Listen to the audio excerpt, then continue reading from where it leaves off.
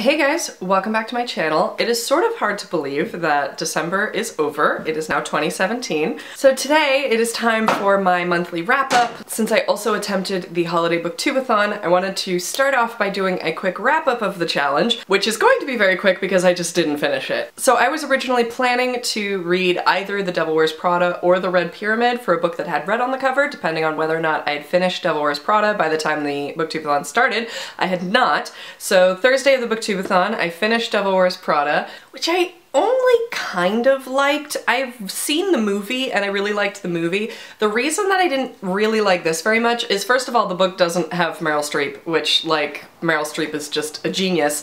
And also the Anne Hathaway character, the main girl who, like, goes and joins this fashion magazine as an assistant, is kind of awful, and we're supposed to believe that it's like the job that's making her awful, but like she was clearly kind of awful already. She had a lot of that like New York City elitism that really rubs me the wrong way, and I was just not really super into it, unfortunately. Like, I didn't really care if she was happy or not because she was kind of terrible. Speaking of, I've had terrible jobs like the one that she has here with bosses that are just like completely demanding and have completely unrealistic expectations. I read this one for reading a book with a protagonist that has your same occupation. Thankfully my current job is not as awful as hers is, but I've had jobs previously that were in the like startup world, and it was awful, and so I understood where she was coming from, where she's just like so exhausted that nothing else really matters, and like the job is the only thing that matters because it is the only thing that is making your life hell. I got all that, but she was also just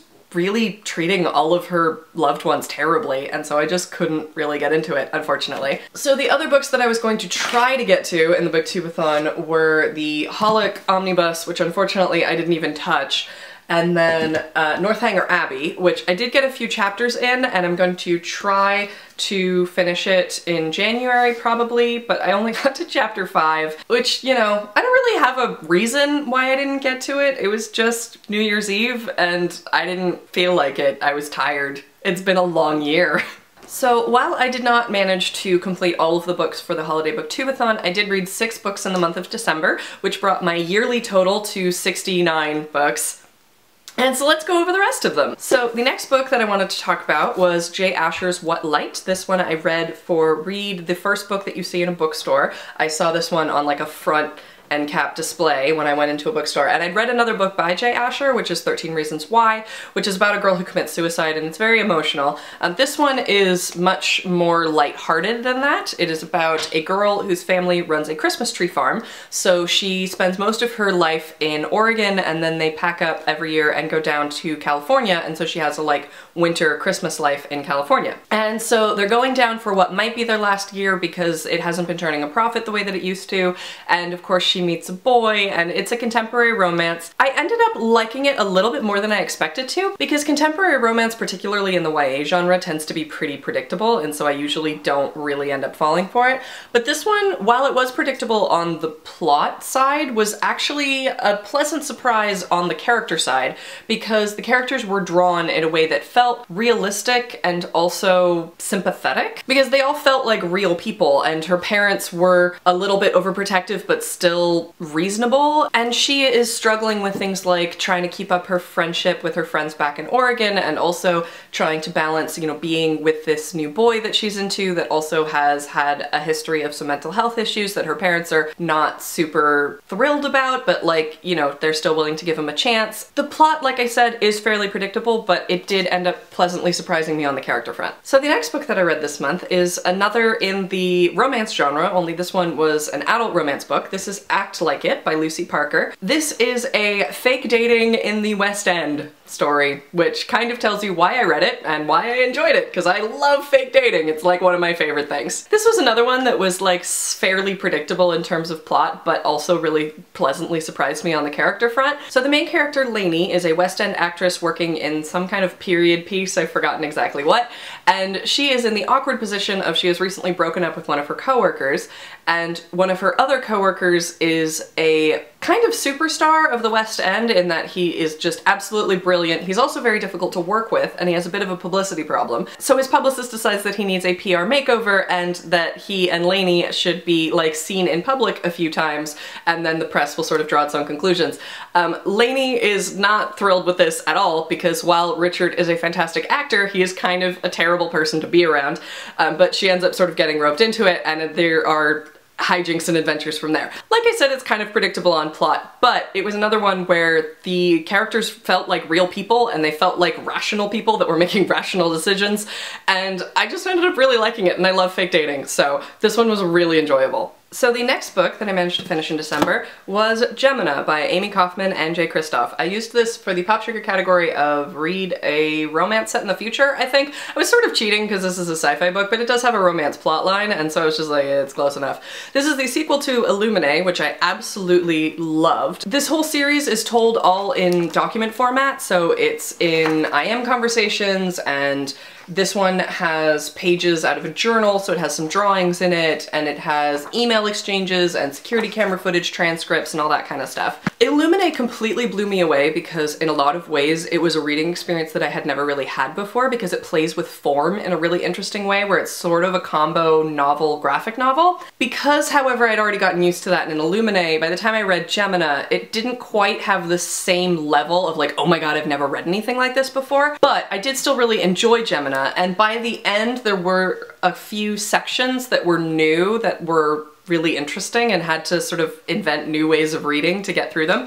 And that's one of the things that I really liked about Illuminae, was that I had to just like totally reconfigure my concept of like how I was gonna read this. This one also didn't manage to be quite as eerie as Illuminae because Illuminae had some things that really freaked me out, like it had some AI horror and it had some like contagion horror. This has some other scary elements in it, but they just didn't work for me personally as well as I did in Illuminae. So this one I would say didn't quite blow me away in the same way that Illuminae did, but it is still a really well told story. It still has a lot of tension. It still has a lot of really interesting characters in it. So I definitely still really enjoyed Gemina, and I'm really looking forward to seeing what the third book is gonna do. So the next book that I wanted to talk about is the one that I did on audiobook this month. This was N.K. Jemisin's The Obelisk Gate, which is the sequel to the 5th season, which I read, I think, December last year, actually. This series is gonna be difficult to talk about, I feel like, because I really can't talk about anything that happens in book 2 without completely spoiling book 1, and book 1 is such an interesting reading experience that I really don't want to spoil it, because the way that she has structured this book, the plot takes a really long time to even tell you what it is. Like by the end of the first book, I knew what had happened in the first book, but I still didn't really know what the series was about.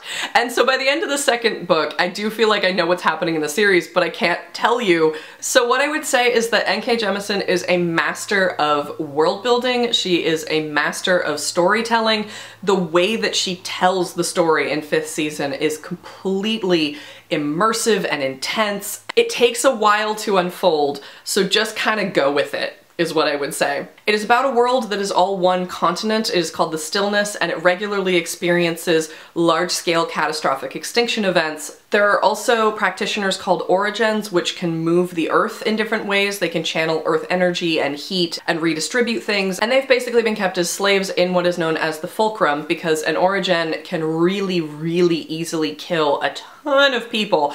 And so basically, for their own good, they've been locked up in this academy called the Fulcrum, which is where they learn how to control their powers. Obviously, this system goes super well and nothing bad will ever happen. In the very first chapter of the 5th season, someone who has a grudge against the Fulcrum basically rips the continent in half straight through the Fulcrum and creates a huge rift in the continent that is going to cause ash clouds and like large-scale extinction for thousands of years. So obviously this is gonna go super well. And I think that might be all that I can say about it, because again, the Obelisk Gate just relies so heavily on the events of the 5th season that I can't really talk about it, but it is amazing. It fucked me up. Go read it.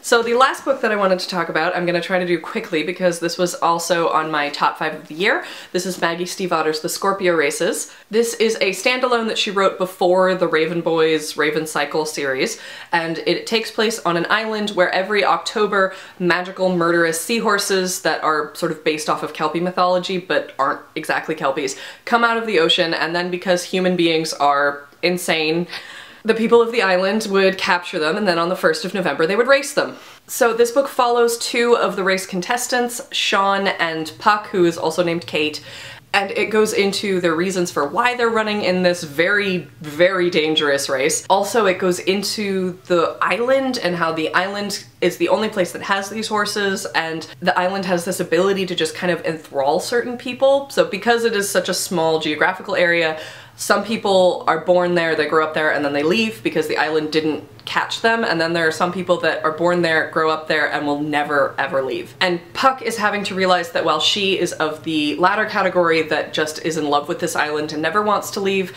her older brother is not, and so that is something that she's having to come to terms with. She also needs the prize money of winning the race in order to save her family home, and Sean needs the prize money in order to buy the horse that he is in love with, that he has won the last 4 years running. And Puck and Sean actually have a really fascinating relationship where they really shouldn't work together, but they really do. And Maggie Stiefvater is just rapidly becoming one of my favorite authors. I love the sort of sensibility that she has, the way that she draws characters, the way that she describes the horses and the island and the wind and the water and all of that. So those were all the books that I managed to get through in December. It wasn't quite as many as I had hoped to get through, but oh well. I don't really have a TBR. I think the only book that I know I'm gonna try to get through is Northanger Abbey because I started it and I think it is hilarious, and so I really want to finish it. This is a parody of Gothic novels written by Jane Austen. But that's actually gonna be it for this video, so if you've read any of the books that I mentioned, let me know what you thought of them down in the comments, and I will see you guys very soon with another video. Thanks for watching, guys. Bye! This was another one that like wasn't